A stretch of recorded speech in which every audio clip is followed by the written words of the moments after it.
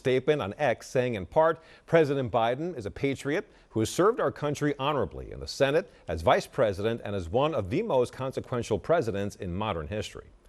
Political leaders on both sides are reacting to President Biden's decision. Action News reporter Annie McCormick joins us live from North Philadelphia with reaction from local lawmakers. Annie.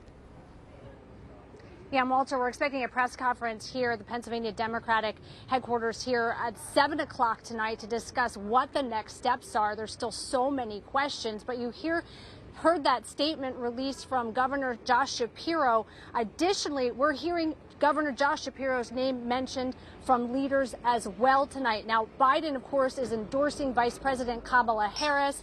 Bob Brady, who is the chair of the City Committee, which is the city-run Democratic Party, and Joanna McClinton are also putting their support behind Josh Shapiro as vice president to be on that ticket. We are also talking to a number of lawmakers who are talking about Biden's legacy that he is leaving behind. We talked to Senator Chris Coons. He gave his thoughts on that, and additionally, who he thinks should be on the ticket as well. I support Vice President Harris. I am very hopeful that we will come out of our convention next month united, and that everyone who has expressed concerns and hopes and thoughts and fears in the last months will continue to support the ticket that will win this fall.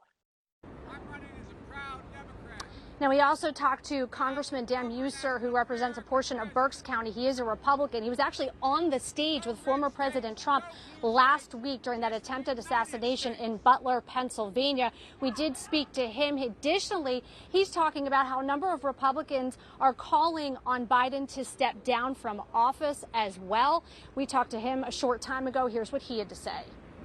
I have to tell you, watching some of the Democrats come out and criticize him and all, I felt was sort of cheap. I thought that should have been handled behind closed doors. I just didn't think there was a lot of honor in it. However, as things moved along, I honestly, I continue to feel the same way. I mean, he's been bullied out.